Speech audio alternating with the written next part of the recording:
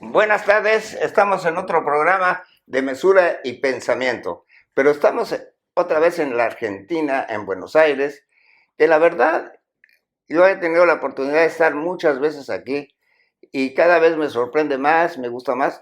No me gustaría vivir aquí, pues me seguiría viviendo en México, pero es una ciudad impresionante, maravillosa, que nos ha tratado muy bien.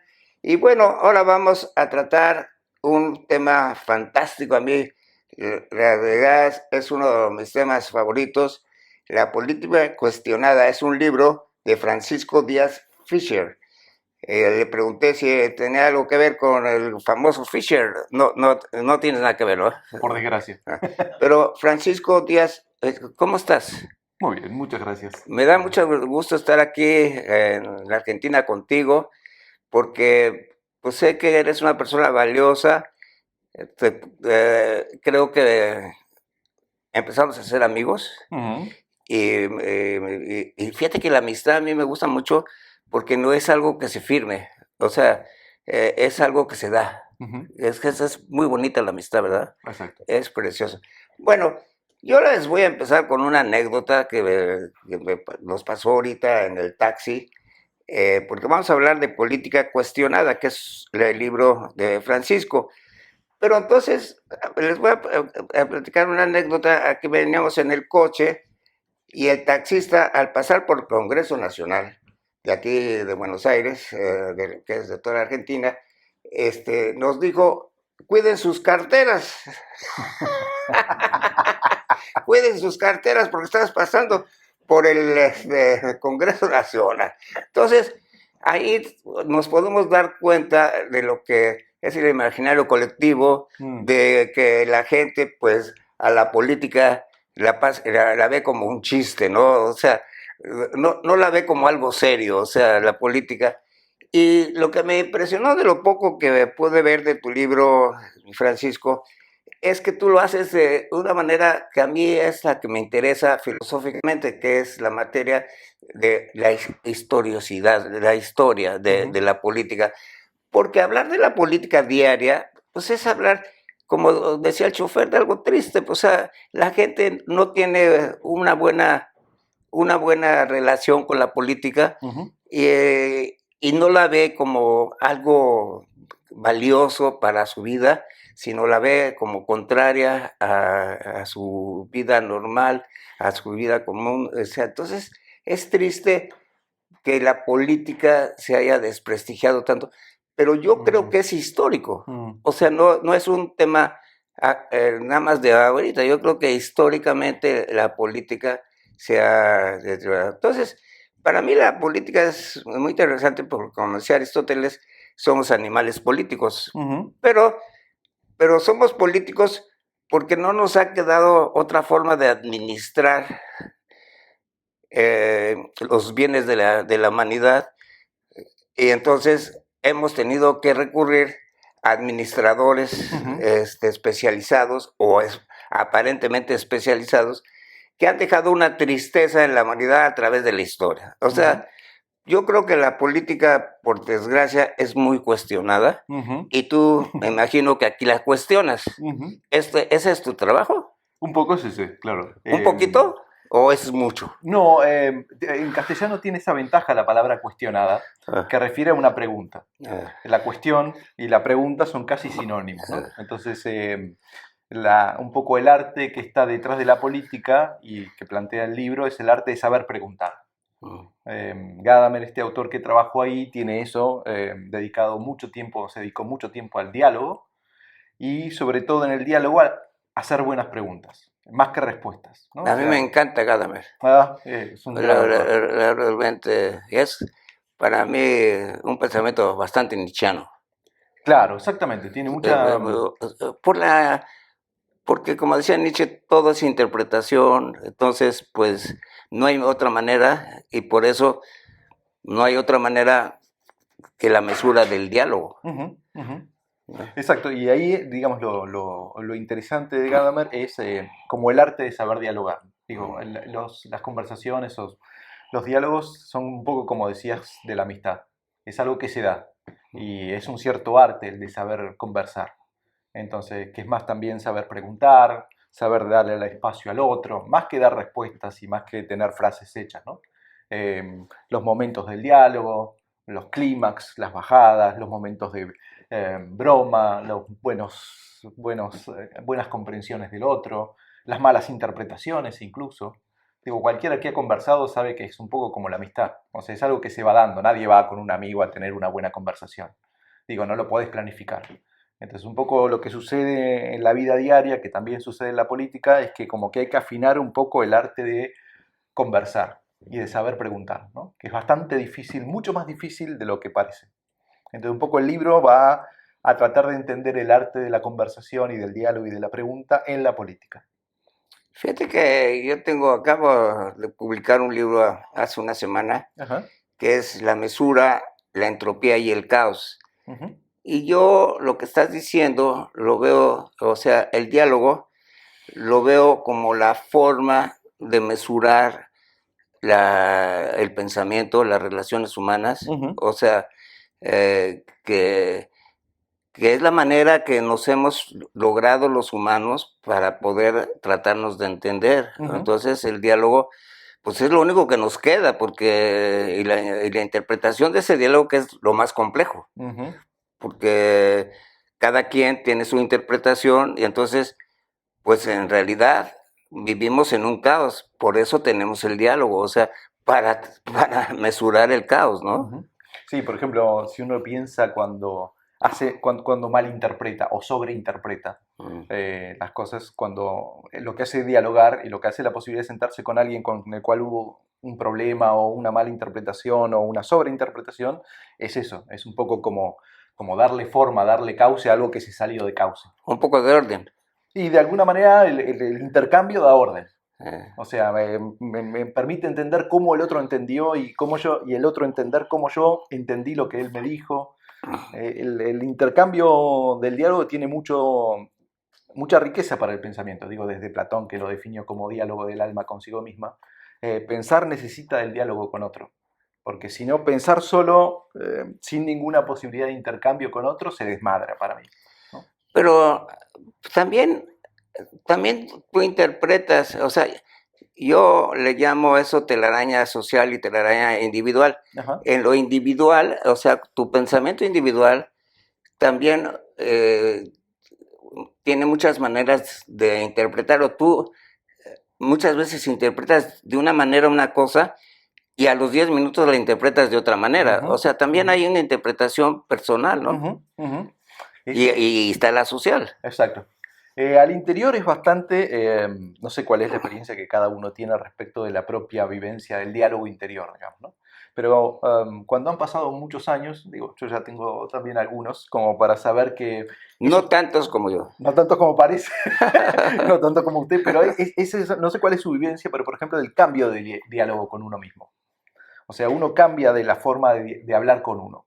Es lo que te digo, interpretas diferente. Exacto. Y a veces son 10 minutos y a veces son 10 años, ¿no? Y entonces ve las cosas diferentes, lo que antes le parecía imposible ahora es factible, o una forma de entender las cosas que uno aprendió con dificultad, con dolor, con esfuerzo, dialogando con las situaciones al interior de uno, con las propias ideas, con las propias frustraciones, miedos. Hasta llegar a decir qué tonto fui. Claro, exactamente. Pero eso es como si uno se pudiera acompañar en un diálogo que dura mucho tiempo. Si uno fuera muchas personas que va pasando a lo largo de la vida y que le van pasando cosas, bueno, ¿cómo yo dialogaría con el Francisco que tuvo 10 años, que tuvo 20, con el que va a tener, ojalá, 70? Digo, esos diálogos de uno mismo, ¿cómo se van transformando? Sí. Y uno necesita tiempo para eso. Lo mismo que para el diálogo, ¿no? Con otro. Imagínate si hay caos en el interior, ¿cómo no va a haber caos en la sociedad? Uh-huh. Imagínate. Uh-huh. Para podernos entender unos con otros, qué complicado es. Exacto. Por eso la política un poco, cuando tiene diálogo de fondo, había un político inglés que decía, si la política es entretenida, no es buena política. La política tiene que ser aburrida, porque implica eso, implica tiempo para dialogar, para conversar, para tener acuerdos. Si es un show o un espectáculo, como por lo menos es en Argentina hace mucho tiempo, no es buena política. Porque la política implica tiempo de sentarse con otro, acordar, conversar, discutir temas. Y eso no es muy televisable, digamos, en general, ¿no? Pero tú lo estás manifestando así como muy sencillo. Yo creo que el diálogo político es muy caótico, ¿no? Claro. O sea, yo no creo que haya un diálogo así muy amistoso. Bueno, tal vez en los del grupo sí, y tal vez no. O sea, yo me acuerdo mucho de los griegos, de que en la democracia parecían muy sencillitos, pero eran muy guerreros. O sea, Ahí hay algo bien interesante que es el diálogo, en el fondo, ¿no? O sea, o qué es dialogar, porque sin duda hay formas distintas. Dos amigos dialogan de una forma, dos que podrían ser adversarios dialogan de otra. Eh, ¿Qué significa un diálogo cuando dos hablan y los dos quieren tener razón? Bueno, un poco la esencia de tratar de entender qué es un diálogo y cuál es el diálogo productivo para la política. Porque digo, dos que discuten y que buscan tener razón no es muy productivo para tratar de ponerse de acuerdo cuando querés decidir un país. Digo, o simplemente apuntás a quién tiene la fuerza y quién tiene mayor cantidad de dinero para poder gestionar, y entonces no hay diálogo en el fondo, ¿no? Por lo menos en la Argentina, y es un poco el análisis del cual parto porque es mi experiencia como ciudadano, digamos, la dificultad es esa, que no dialogamos. Muchos dicen que hay una suerte de relación entre nuestra forma futbolística, de enfrentarse como si fueran enemigos entre cada partido de fútbol, Boca River y demás. Esa figura aplicada a la política. Entonces es muy difícil tratar de sentarse con alguien que piensa diferente a dialogar. pero no es un diálogo en la cual hay diálogo, pero no nos entendemos. O sea, pero yo creo que sí existe el diálogo a pesar de que no te pongas de acuerdo, ¿no? Sin duda el diálogo no supone acuerdo, pero ya sentarse en una mesa con la voluntad de tratar de entenderse es un montón, a pesar de que incluso no haya entendimiento. Pero el problema es que cuando no se sientan, porque digo, en nuestro país, por lo menos en Argentina, digo, ni siquiera se dan el mando o el paso de mando entre unos y otros. Son enemigos, somos enemigos entre nosotros. Yo creo que en todos los países, ¿no? Ah, Casi todos. Tal vez en Suiza, en Dinamarca, tal vez no sea tanto, pero pues todos, es un pleito. había otro político que decía que los 200 primeros años de un país son difíciles. Nosotros todavía de esos 200 recién estamos llegando. Pero hay otros países como Chile, por ejemplo, que los últimos 4 meses de una gestión invitan a la gestión que ganó y se sientan juntos a trabajar. Eso en Argentina es impensable hoy. Y sin embargo, digo, Chile es acá enfrente y no.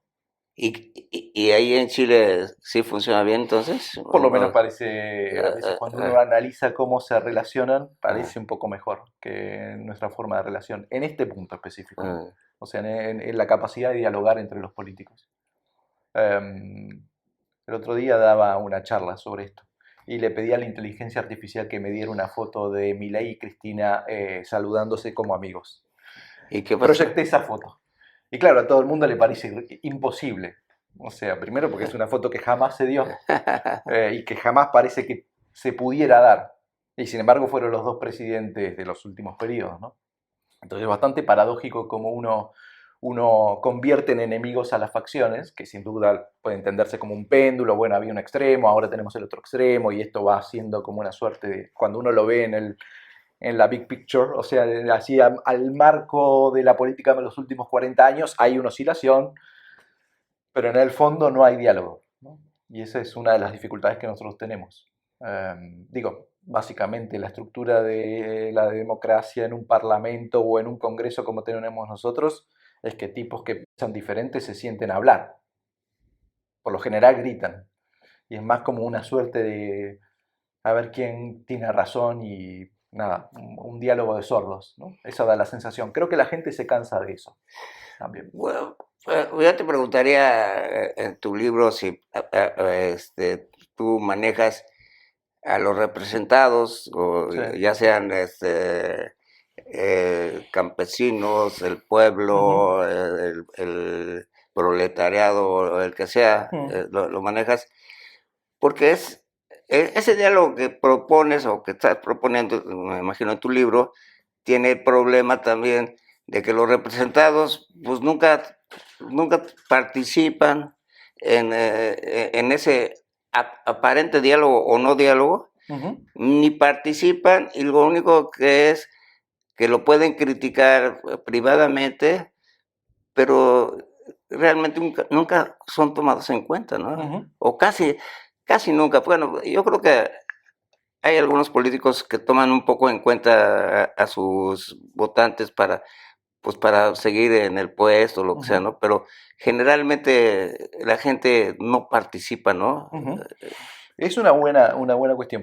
Diría dos cosas. Una, hay dos diálogos políticos. El diálogo político público de las figuras representantes y el diálogo político privado de los representados. Porque los privados también dialogan. O sea, dialogan entre ellos y no se ve en la televisión.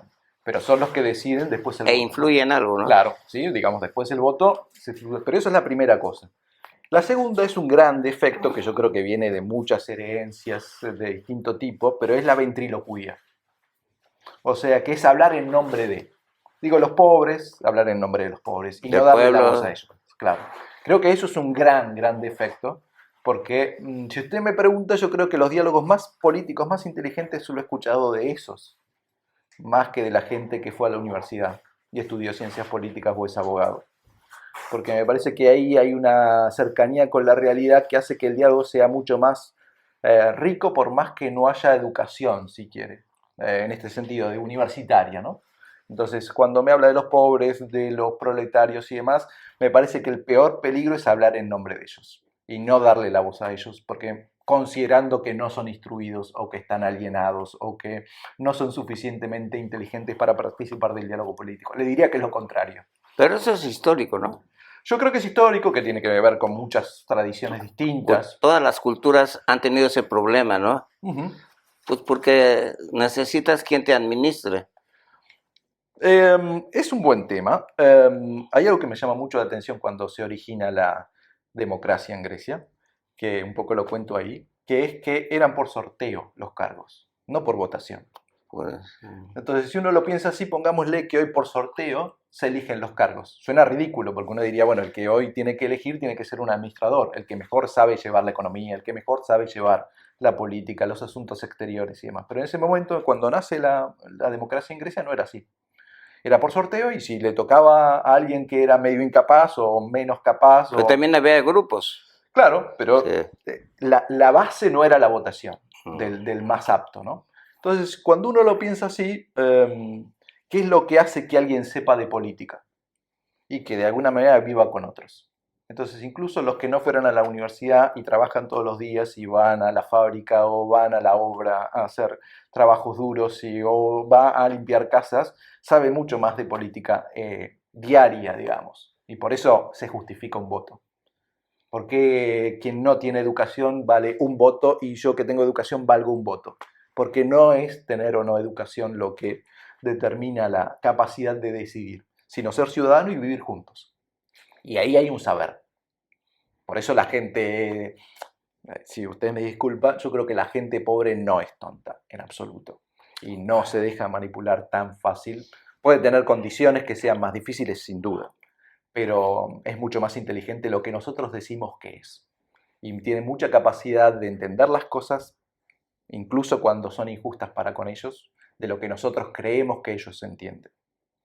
En eso hay una suerte, le diría, de bastante pedantería por parte nuestra de el modo de entenderlos y de sus capacidades, de considerar sus capacidades. Pero fíjate, ahí me recuerdas a una autora que nombras, Hannah Arendt, en el sentido de que ella estaba molesta con sus los judíos, ella judía, de que su capacidad de los judíos no hiciera nada por liberarlos del yugo nazi, ¿no? O sea, yo lo que no entiendo de lo que me estás diciendo es por qué el pueblo que tú lo dices que es sabio o es más inteligente o que lo despreciamos, no hacen nada por cambiar su situación. O sea, se queda nada más, o sea, tú hablas con un taxista, y son muy políticos, pero ahí se quedan, o sea, se conforman con su situación, porque eso no los hace un poco ignorantes. Es un buen punto. No quiero idealizar al pueblo, digamos, mi intención no es esta. Primero es hablando desde un lugar de educación, ¿no? Donde naturalmente lo que se da entre entre los que están educados me parece muchas veces ese acto de ventriloquía. Tampoco eso quiere decir que el pobre esté idealizado y por lo tanto siempre sea alguien bueno, inentendido, etcétera, etcétera. O sea, en ese punto es primera cosa el lugar desde el cual hablo y desde lo cual lo planteo. Ahora, ¿por qué? Yo creo que la operatividad política lleva mucho tiempo. Entonces, en muchos sentidos excede a un individuo, ¿no? ¿Qué puede hacer un taxista? ¿Qué puede hacer un profesor? ¿Qué puede hacer un investigador? ¿Qué puede hacer una ama de casa? ¿Qué puede hacer un albañil? Yo creo que lo primero que puede hacer es no dejar de conversar sobre ese tema. Son muy buenos sus conversadores aquí en Argentina. Bueno, si usted lo dice. Muy buenos. Yo creo que hay algo, o sea, nosotros tenemos una dificultad en este momento, hace unos años, le diría hace varias décadas, que es la dificultad de sentarnos a conversar y no pelearnos. O sea, si usted logra con alguien que piensa diferente, sentarse a conversar sin pelearse, sin terminar levantándose de la mesa y yéndose, eso es un logro enorme. Políticamente, un logro enorme. Pero eso es muy divertido. Yo veo aquí que te paras en el coche y gritas y le gritas al otro y haz de cuenta que se van a pelear a golpes y no pasa nada, nada más son eso gritos. También. ¿Es verdad? Sí. Lo que pasa es que eso termina... ¿Así lo hacen en la política también? Muchos dicen que sí, digamos en la interna terminan siendo todos medios amigos y de la misma casta, como le ponen en los nombres, pero bueno, eso es, desconozco esos detalles al interior de la vida política de los políticos, ¿no? Porque no lo soy. Pero sí me parece clave en esta articulación. Yo creo que nuestro poder, políticamente hablando, cuando uno lo piensa en términos de años y de países, excede a mi vida, digamos, excede a mis 80 años que pueda vivir, a mis 90, a lo que cada uno de nosotros pueda vivir. Digo, pensándolo en los argentinos, ¿cuántos años vivimos en crisis? Creo que toda mi vida, en crisis económica política, toda mi vida. Y yo escribo un libro sobre política con un tipo que, digamos, de base no fue un político tampoco, como Gadamer. ¿Qué me queda a mí? Digo, aportar ciertas ideas que, por más que esto pueda tener operatividad en 150 años y yo no lo vea, y ojalá Argentina siga existiendo entre 150 años, es un aporte. Creo que lo que todos podemos hacer son aportes. No creo que nadie... a ver, sin duda hay gente conformista que no hace nada, ¿no? Pero no creo que nadie en países que han sufrido tanto económica como políticamente no le preocupe mínimamente la situación. Por ellos, por sus hijos, por sus nietos. Digo, quien tiene hijos y trae hijos al mundo. Las primeras cosas que se dificultan en nuestra vida es si te quedas acá o te vas afuera. Mis dos hermanos se fueron. Digo, traer hijos al mundo para un argentino significa qué vida le voy a dar y dónde. Lo mejor siempre afuera. Digo, por una cuestión de cantidad de años habiendo sufrido inestabilidad política económica. Entonces, se tenga más consideración de los otros o se piense incluso en uno mismo muy egoístamente, la cuestión política y de largo plazo de cómo esto se puede solucionar, todo el mundo la piensa. La piensa el taxista, la piensa la señora que no sale a trabajar pero es ama de casa y cuida a los chicos, y piensa qué van a hacer sus hijos el día de mañana. La piensa el tipo que está de director del Banco Central y le quedan 5 años de gestión a ver cómo decide. Mal que mal se le juega. Lo que uno podría desear cuando alguien asume, yo lo veo así, es que le vaya lo mejor posible a él y a todos. O sea, si le va bien a él y no va bien a todos, esa es la ecuación. Pero fíjate que estás haciendo algo muy interesante en el sentido de que, por ejemplo, cuando yo venía muy joven acá a Argentina, no había niños. Ahora hay muchos niños. Y la situación política ha sido de mal en peor. Y ahorita vemos que la gente está pasando una situación económica muy fuerte aquí. Entonces, lo que no es, quiero tratar de entender o explícame por qué, si no te han arreglado el problema en tantos y tantos años, y el pueblo sigue y el país sigue y manejas la inflación y manejas todo, y sigue el pueblo y sigue el país, ¿por qué no hay un cambio? ¿Por qué la política del gobierno, los políticos, no logran solucionar Ujú. absolutamente nada? Bien, diría dos cosas, pero una es una idea de una amiga que habla de alguna manera, la pulsión de vida, ¿no? Como en una situación de tantos años tan caótica, eh, nada, la vida tiene eso. Frente a situaciones de caos, Mm. uno tiende a crear vida. La tesis de ella es que los que tienen hijos son dos, las clases altas que pueden garantizarle a sus hijos un futuro promisorio y las clases bajas, ¿no? La clase media es la que no tiene. Entonces un poco cuando hay situaciones claves de crisis, nada, por ahí, como pasó con el baby boom después de la guerra mundial, un poco ese planteo, ¿no? Primera cosa. Y después respecto de esta otra, ¿por qué no se dan los cambios? Um, Yo creo que eso, primero lleva mucho tiempo, los cambios llevan mucho tiempo. Y al mismo tiempo, en nuestro caso en Argentina, yo creo que tenemos que practicar algo que, bueno, un poco es la base también del libro, es que confundimos sentir común, o sea, sentir lo mismo con sentir común. Sentir en común no es sentir lo mismo.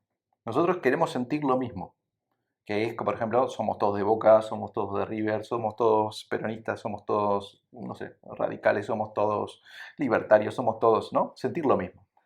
Pero sentir lo mismo no significa lo mismo que sentir en común. Sentir en común es podemos pensar diferente, podemos tener diferentes ideas, pero somos argentinos, ¿no? ¿Qué significa sentirse argentino? No son ideas políticas, es pertenecer a una tierra con ciertas tradiciones bastante caóticas entre sí, bastante distintas, porque uno diría que tiene que ver un tucumano con un, no sé, de Santa Cruz, con uno de Formosa, parecieran ser muy distintos. Bueno, ¿cómo yo amalgamo eso que fue, o que llamamos Argentina y que en mi DNI dice, vos vivís con unos tipos y tenés que votar con unos tipos que durante estos años de existencia de 1910 en adelante han creado o ha tenido esa historia, ¿no? Con una historia que es, en nuestro caso, políticamente una hipoteca, le diría, ¿no? Y bueno, de alguna manera tengo que lograr sentir en común con gente que no piensa como yo, que no siente lo mismo que yo, que no ve las cosas igual que yo.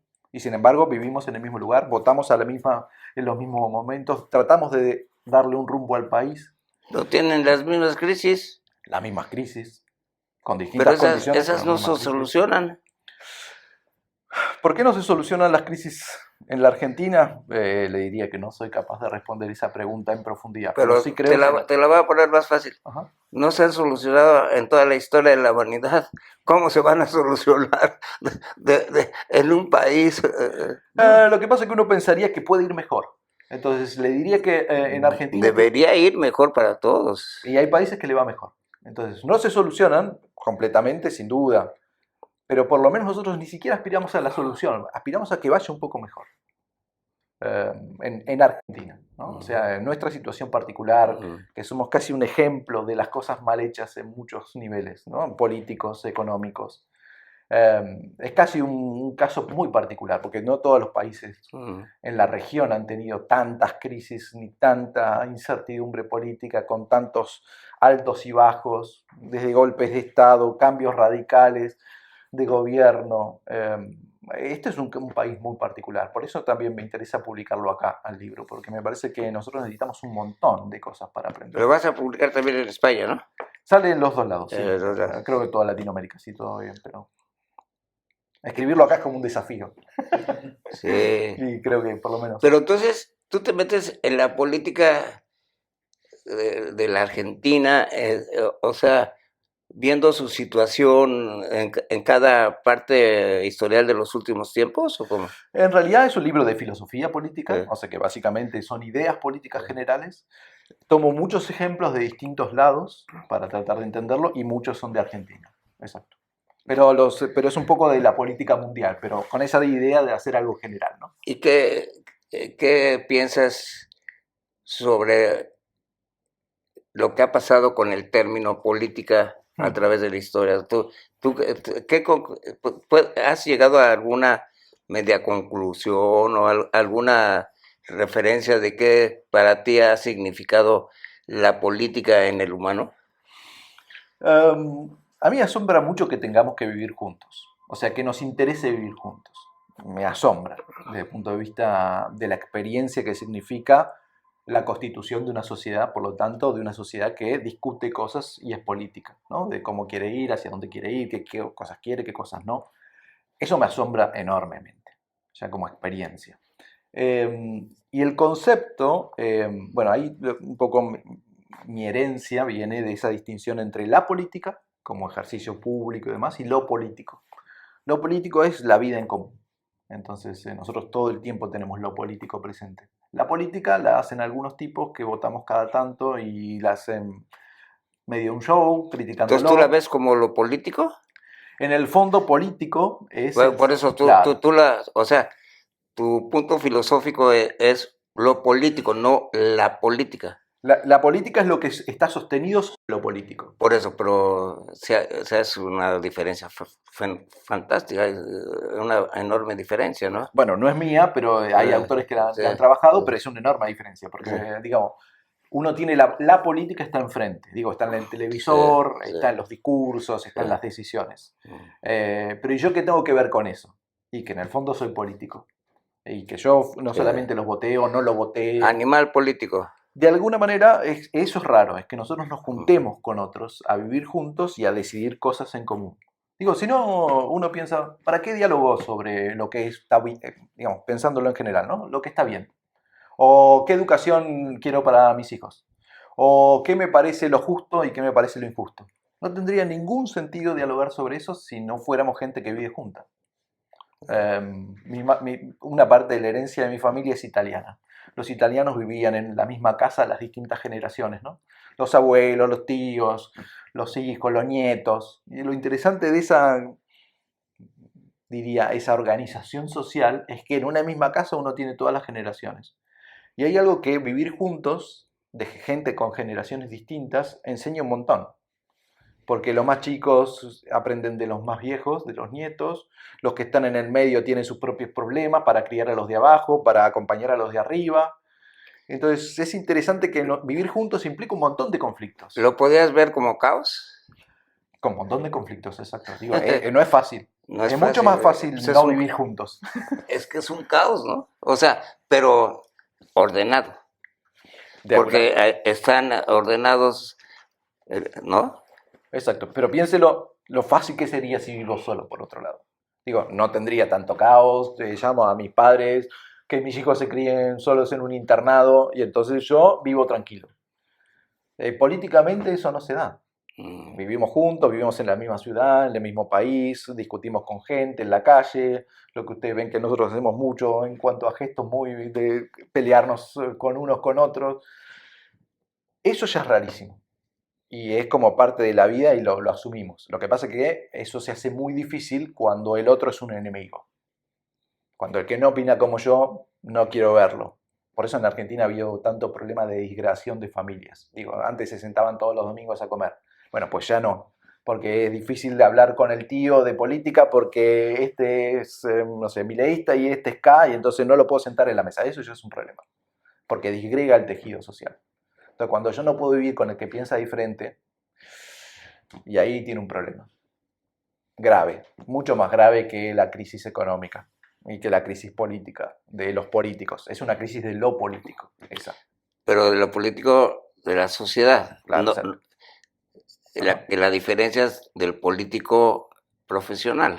exactamente. O sea, son dos cosas. ¿Y qué te parece el político profesional? ¿O ese no lo cuestionas tú? Si lo cuestionas en el libro. Ahí hay una, sí, aparece ahí trabajado, digamos, la figura, que es la distinción, hay un filósofo que se llama, digamos, un pensador que se llama Isaac Berlin, que tiene la distinción famosa, entre el zorro y el erizo. Entonces un político sería como un erizo, que sabe mucho, pero de poca cosa. Y sus asesores saben mucho, pero de poca cosa. El zorro tiene otro esquema, sabe poco, pero de muchas cosas, ¿no? Entonces él lo trabaja como para entender, por ejemplo, no sé, bueno, después lo aplican autores a las decisiones que se han tomado en los últimos tiempos, desde la guerra de Irak y demás, con los asesores explicando la situación y orientando decisiones como ir a la guerra, por ejemplo, ¿no? Yo creo que los políticos tienen esa dificultad que son como erizos, pero deberían ser como zorros. No zorros por vivos, sino de saber mucho más y de prestar atención mucho más a la diversidad de gente que dirigen. Y escuchar más a la diversidad de gente que dirigen. La gente creo que sin duda tiene ganas de una persona que tenga las cosas claras. ¿Tú crees que no lo sepan? ¿O no les conviene ponerlo en práctica? Yo creo que dialogan poco con gente. Dialogan con un círculo Pero muy chico. saben el problema. Um, O se lo imaginan o lo ven muy claro y por eso yo creo que escuchan más. usan tanta mentira, ¿no? Yo creo que usan más las encuestas que el diálogo, si usted me pregunta. Sí. Dialogar, digamos, lo que hacen son shows de saludo de gente cuando Sí. salen, pero dialogar con gente que piensa diferente, dialogar con gente que esté en distintos estratos, con distintas edades, difícil, por lo menos en Argentina, difícilmente lo veo. Creo que son círculos, o sea, son como pequeños grupos en los cuales hay un político que es cabeza y después un grupo de seguidores. Es muy difícil cuando hay ese esquema tener una idea clara de la realidad. Creo que le pueden pegar en cosas. Hay una situación económica que la gente necesita respuesta o una situación política que la gente ya está cansada. De esas cosas son las que ven, pero son las grandes cosas. Después en la diaria se lo pierden, me parece. Falta de contacto. Falta de contacto. Y es lo que representan al contacto. Exacto, O supuestamente. sea, pero entonces, Creo que, perdón, pero me parece que se da en todas las democracias, ¿no? en toda la política, en general, o sea, hay mucho desconocimiento, pero yo creo que también hay conocimiento, pero lo que pasa es que también depende de la circunstancia. El político no está viviendo la circunstancia del representado. Exacto. O sea, el representado tiene la carga de la economía, tiene la carga de la religión, tiene la carga política, entonces, pero el político pues no está en ese estado, entonces él solo manipula al representado para poder seguir en su estatus de ejercer el poder, ¿no? Exacto. Sí, lo que se suele llamar hoy como crisis de representatividad está basada en eso, ¿no? O sea, también la crisis democrática tiene una crisis de que no me siento representado por aquel a quien voto. Hay muchos artilugios para solucionar eso y hay muchos gestos, desde hacer que el representado viva con los que el representante viva con los representados, o sea, en el mismo barrio, por ejemplo. Eso ya sería genial. Que fuera alguien del lugar, que tuviera que vivir en el lugar, que el modo de trabajo en el Parlamento digamos, fuera mucho menos la vida del representante y que la vida del representante estuviera con los representados. Esa cercanía hace que haya una validación de la representatividad. Que yo sepa el tipo donde vive, que yo sepa dónde lo encuentro, que yo sepa dónde me lo cruzo. Eso se da muy poco. Se da muy poco. Muy poco. Yo creo que ha pasado eso. Es como un grupo de especialistas que se ha ido juntando, ha ido viviendo juntos y ha hecho sus negocios juntos. Pero claro, y bueno, y en el momento en que hay que votar, vuelven a estos para tratar de conseguir el voto. Sí, te voy a contar una anécdota chistosa. Ajá. Que no tiene, o sea, te saco un poco del tema que me pasó en un taxi en el aeropuerto de México. Entonces, él me decía que en su cuadra, en su colonia donde vivía él era el rico de la colonia. Ajá. Y entonces era el diferente, era la persona que no comulgaba con los demás. Ajá. Y eso lo ves a nivel económico micro. Imagínate la humanidad, cómo cada quien se siente diferente y cómo puede sentirse el político súper diferente del representado, ¿no? O sea, el humano, estamos muy lejos. Yo me río de que dentro de 3 siglos se van a reír de lo que estamos diciendo ahorita, ¿no? Ojalá. Ojalá. Es interesante eso, porque pasa un poco también en otros ámbitos. Uno lo piensa en los jugadores de fútbol. Los jugadores de fútbol, el entrar en un equipo grande es salir del barrio pobre, digamos. Es una de las pocas profesiones, por lo menos en la Argentina, que permite dar un salto enorme, ¿no? De clase social, económicamente hablando, ¿no? Pero eso hace que después sea como un poco lo mismo, ¿no? Una suerte de grupo selecto que ha logrado algo y que vive después en otros barrios, ¿no? No vive en esos. Se va, ayuda, sí tiene a la familia, como suele suceder, pero para sacarlos de ahí. Ahora, la verdadera convivencia que uno puede tener, digo, si uno piensa, por ejemplo, que el político vive en la otra cuadra, que el político que a mí me representa vive en la otra cuadra y puedo ir a golpearle y obviamente sabe ahí que puedo ir a golpearle la puerta y que sé quién es y que sé qué cosas hace para bien, qué cosas no hace para bien, que lo conozco en su historia íntima, familiar, de quiénes son sus padres, quiénes son sus hermanos. Bueno, eso hace que haya ¿no? Una cercanía que la democracia en este momento la necesita un montón. Y no creo que no sea factible. Porque uno dice, bueno, la Argentina, 40 millones o 50 millones, somos un montón. ¿Cómo hacemos? Y eso es factible a nivel de municipios, por ejemplo. Eso es posible. Eso es mucho más cercano. El concejal que trabaja, que viva donde aconseja mi zona, el intendente. Entonces, todo digo, podríamos hacer cosas hasta, por ejemplo, dejar de pagarles como políticos. Digo, que tengan que trabajar y que lo político sea un extra. Va a ver cómo ahí desaparecen un montón. Digo, cosas como ese tipo, que sea un plus, por ejemplo, por cargo, pero que no sea un sueldo, ¿no? Entonces ese tipo de cosas son bastante importantes tener en cuenta cuando uno arma estos esquemas. ¿Tú le ves una esperanza a las cosas? Ojalá, ojalá. ¿Pero tú la ves? Yo creo que sí. ¿Sí? Yo creo que sí. Hay una posibilidad, me parece que requiere muchos años y requiere mucho trabajo, pero si pierdo esa posibilidad o si se pierde esa posibilidad, creo que se pierde todo en el fondo. Jorge habla del apocalipsis. ¿Tú crees que la humanidad esté en un problema apocalíptico? Es un buen concepto porque se considera siempre mucho que ha habido apocalipsis, épocas apocalípticas, digamos, ¿no? Creo que es una época apocalíptica. No sé si porque venga el final, sino porque hay signos de crisis profundas, ¿no? Creo que es eso. No sé si vendrá verdaderamente el final, pero es una época apocalíptica porque es radical. O parecen decisiones radicales. O sea, decisiones de fondo para todo. O nos disgregamos, por ejemplo, en Argentina, dejemos de ser argentinos, dividámonos en pequeños países, tratemos de llevarnos solamente con los que más o menos son como nosotros. Son épocas radicales. Creo que eso tiene algo de apocalíptico. Sí. Oye, Francisco, a mí me interesa mucho que nos platiques algo de cómo te inspiró Gadamer aquí en tu libro, porque para mí primero, lo relacionas con la política. ¿Cuál es tu inspiración? ¿Por qué lo metes en tu libro a Gadamer? Voy a decir algo que empiezo, que quizás debería haber dicho al inicio, que es que yo no me dedico a la política, a la filosofía política. Mi expertise de base no es la filosofía política, es la hermenéutica, es la estética, pero soy ciudadano. Entonces, por lo tanto, soy político y por lo tanto me debe interesar o me gusta la vida política, a pesar de que yo no soy político efectivo, profesional. ¿No? Profesional, exactamente.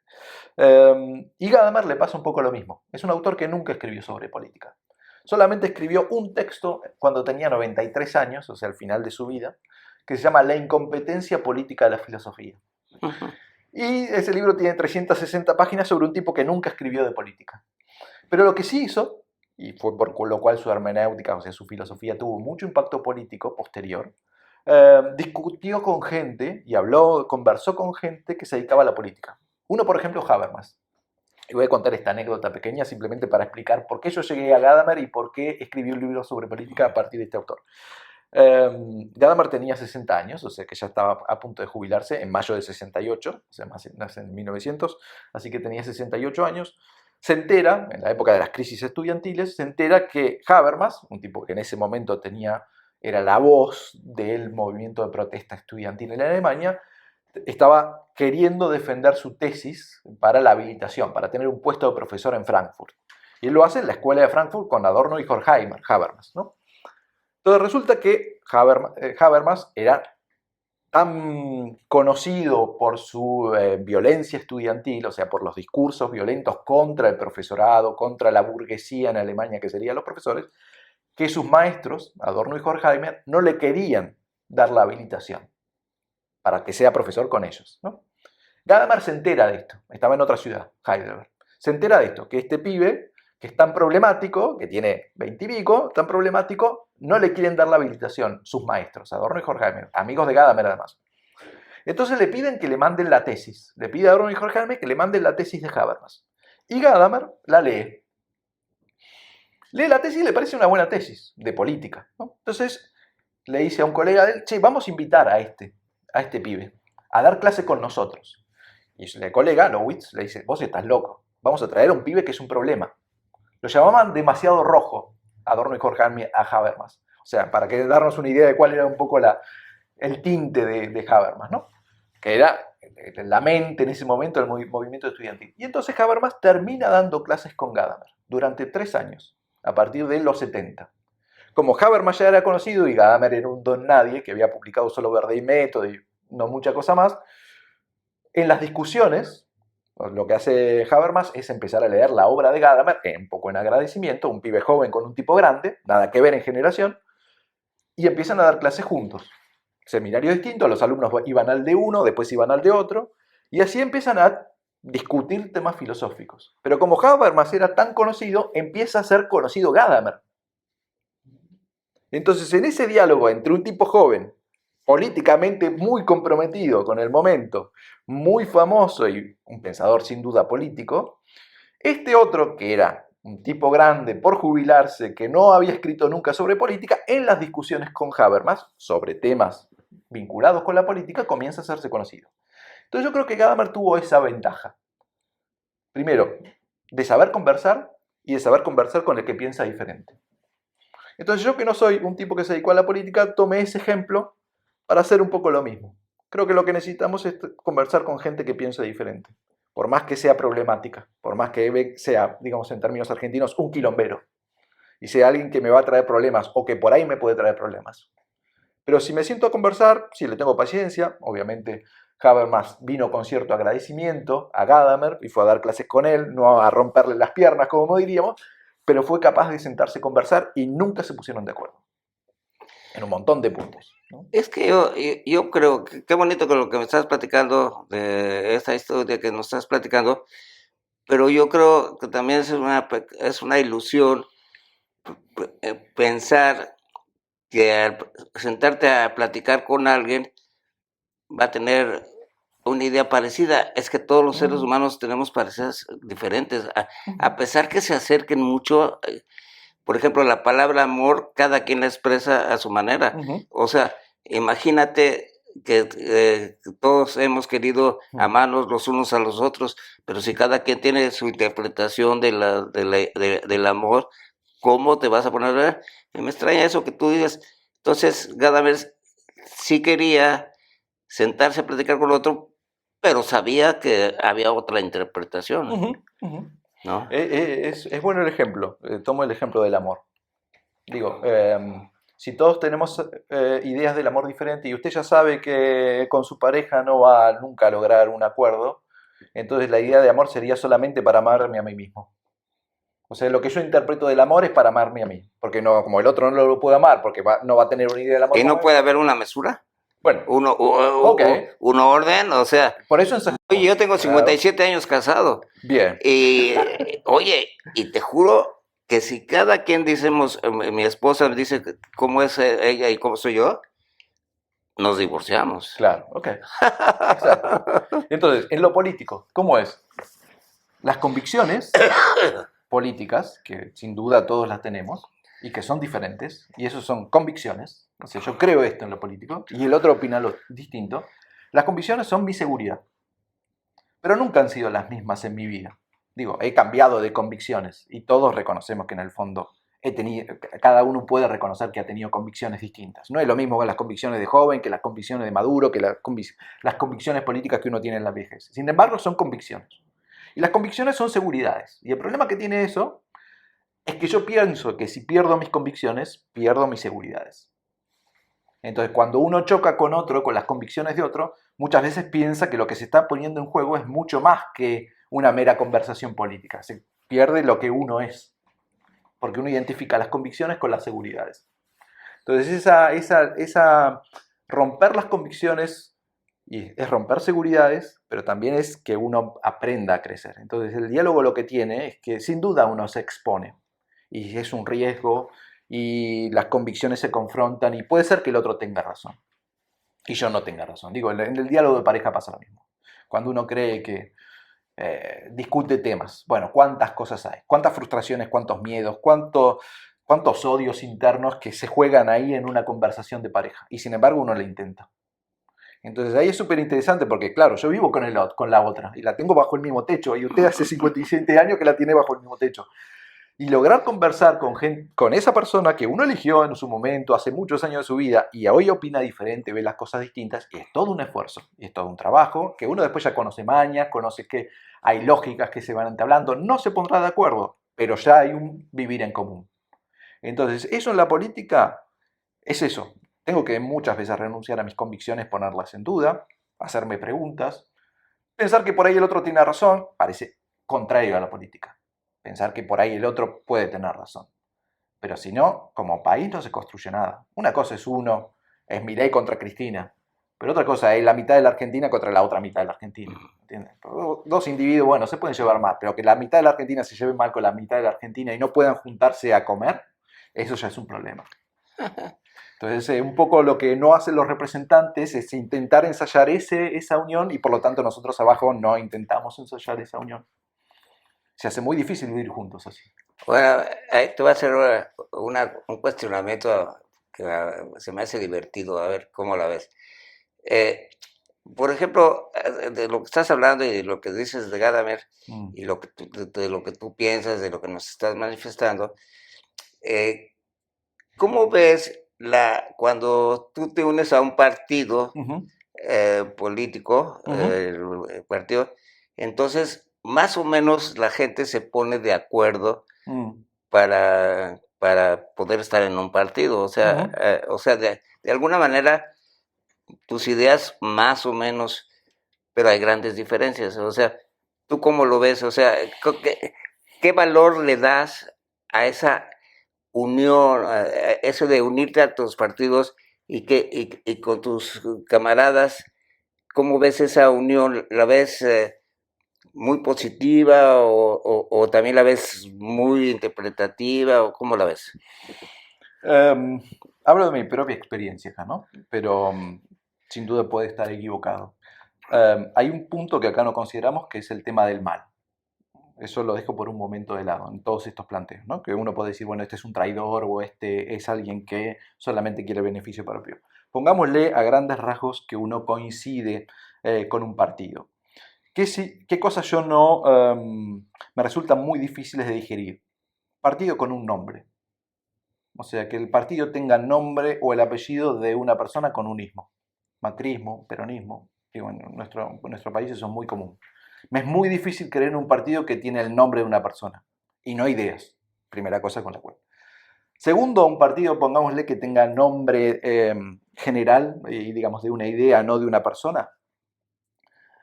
Una vez un político inglés dijo, para ser fiel a mis ideas he tenido que cambiar muchas veces de partido. Me parece que las ideas de uno cambian a lo largo del tiempo, precisan, mejoran, pues, se transforman en el diálogo con otros. Pero para uno ser fiel a las ideas, e incluso en el momento en que esté, muchas veces es difícil verlo con un partido político, sí con un grupo de gente, sin duda, digo. Argentinos, un grupo de argentinos con los cuales conversamos y vemos las cosas que nos parecen que pueden ir hacia un lugar con gente que opine distinto, no que opine igual. Entonces, en mi caso, nunca he estado afiliado a un partido. Nunca he estado afiliado a un partido. me parece que podría ser político, ejercer la política, sin duda. ¿Puedo hacerse eso sin estar en un partido? Eso me gustaría. Me parece mucho más saludable a la larga. Pero eso lo haces. Bueno, Esto, es un poco mi profesión. Haciendo eh, filosofía, escribiendo un libro sobre política, dialogando con gente que opina distinto. Eso es lo que intento, por lo menos. No he ocupado nunca un cargo público. He hecho gestión en muchas instituciones, sin duda. En muchas instituciones públicas. Estoy en el CONICET, me dedico a eso, sin duda. Pero bueno, no, en lo que hace a la política me parece que una de las cosas que vamos a ver en los próximos decenios o centenios será un poco ese cambio de la estructura política partidaria, a mi juicio. hacia qué dirigirías la política al futuro. La ventaja de las... Aquí en Argentina, ¿no? Claro, sí, o en general me parece. Ajá. Cuando uno piensa en las redes sociales, piensa en esa disolución. Digo, las redes sociales por un lado agrupan gente, pero agrupan gente diferente, el algoritmo los reúne porque ven que más o menos piensan o quieren cosas similares, pero al mismo tiempo no hay una estructura ideológica partidaria, ni con nombre de persona, ni con nombre de idea. Entonces creo que lo que producen las redes sociales y la virtualización de la vida política es que también se diluyen la figura, la estructura de un partido. No se diluye la persona, porque es un influencer, por así decir, y ese congrega, pero sí la figura partidaria, ¿no? De ir a afiliarme a un lugar, de ir a un mitin político. Eso yo veo que la gente más joven difícilmente en la evolución que tiene, por lo menos proyectado la virtualización, se logre continuar, ¿no? ¿Tú crees que los No sé, influencers sean los políticos del futuro? posiblemente, sí. Pero va a ser todavía más personal que lo que es ahora con el nombre de un partido y un ismo, ¿no? Entonces, qué interesante propuesta, porque esa nunca la había oído, se me hace muy bonita, o sea, que los influencers sean una solución al problema triste de la política, ¿no? O sea, que es hacer política, pero yo creo que pues, yo no la llamaría democrática, yo Bueno, también cambiaría el nombre, puede ser, porque democrática es representativa, pero tú crees que los influencers, pues sí serían representativos, pero tal vez no necesitarían del voto o sí necesitarían del voto. es como necesitar del like. La gran ventaja de los influencers es que solucionan el problema de la crisis de representatividad porque es una representatividad directa. Yo A lo ver, miro o no lo miro. Le pongo like o no le pongo like. O le saco el like. Digo, ah, entonces la figura del influencer lo que logra es que sacar la crisis o por lo menos liberar la necesidad de una representación directa. Logra eso, una representación directa. Logra salir de la crisis de representatividad que tiene la política. De que yo voto a alguien y durante 5 años el tipo está haciendo lo lo que que... se le... Exacto. A este mañana le saco el like o mañana lo dejo de seguir y eso es un montón. Porque es democracia directa, digamos, en ese punto. Algunos partidos lo toman como modelo, me parece que eso va a transformar. No sé si se va a convertir en un modelo político, pero va a transformar la vida política, me parece. Pues entonces a mí me gustaría que tú fueras un influencer. No soy tan... Porque, oye, no, porque no había oído la idea y se me hace bonita, se me hace interesante, Uh-huh. porque siempre lo que quieres es abrir las oportunidades. A mí la representación no me gusta. O Uh-huh. sea, ni la inglesa de 2015, del año 2015 del Parlamento, no me gusta porque realmente no ha solucionado los problemas de la gente, sino hace una representación muy falsa, ¿no? O sea, Uh-huh. realmente el representado nunca opina, nunca puede dar una solución, no puede hacer nada. Y yo creo que en esta que estás diciendo de los influencers, pues pueden ser los nuevos administradores con el like o sin quitando el like, ¿no? Sí, el argumento que... Porque Sí. el humano van a necesitar administradores. Uh-huh. Digo, alguien tiene que hacer el trabajo de administración. Uh-huh. Quisiéramos que no los políticos, pero ¿cómo les llamaríamos también políticos? Uh-huh. A los influencers les llamarías políticos. Es un buen tema. A ver, el argumento es que hay una suerte de complejidad en la vida política que no lo puede manejar la gente común, ¿no? Esa es la tesis por la cual dicen, bueno, necesitamos expertos, necesitamos políticos que hagan la vida política. Digo, la economía es compleja, no puede votarlo el ciudadano común, ¿no? Digo, porque la posibilidad que dan las redes es que si, por ejemplo, hubiera un sistema de likes y de votación público, todos podríamos votar, todos tenemos un teléfono, podríamos hacer así el proyecto de ley que está ahí, pero no lo conocemos y como no lo conocemos y es muy complejo, no lo entenderíamos, por lo tanto no podemos votar con criterio. Esa es, digamos, la tesis actual respecto de esta posibilidad. Yo creo que la inteligencia artificial, los desarrollos y demás va a permitir una comprensión mucho más sencilla de estos procesos complejos, que me va a permitir, o quizás el día de mañana le permita a los ciudadanos participar en las decisiones políticas directas, digamos, las decisiones políticas directas, con voto o no voto en proyectos concretos. Ya no del representante, sino del representado, que ya no va a ser representado, sino que es un actor directo. Entonces, si esto fuera posible por una simplificación, digamos, tecnológica de la inteligencia artificial que me presenta, por ejemplo, el proyecto, la complejidad del proyecto, las aristas, las posibilidades y demás, parece otra forma de política. No sé si mejor, pero por lo menos en lo que hace a la crisis de representatividad, diferente, ¿no? Pues mira, Francisco, la verdad, esta aportación la vamos nosotros a... Esta aportación que estás haciendo, que se me hace magnífica, de una nueva política, que a mí la vamos nosotros a registrar como marca del programa. Ok. O sea, para que tú seas nuestro representante, porque realmente me fascina. Es que yo siempre estoy pidiendo a los filósofos que den soluciones, que no nomás teoricen, sino den soluciones, hagan. Y nos acabas de... a mí me abres un panorama que no tenía y me da gusto. Y qué bueno que lo hayas explicado al público que tenemos, porque pues todas las aportaciones filosóficas son interesantes, pero que sean aportaciones. Entiendo, entiendo. Y te lo agradezco, Francisco. Okay. De veras, ha sido un placer estar contigo. Espero que tu libro camine.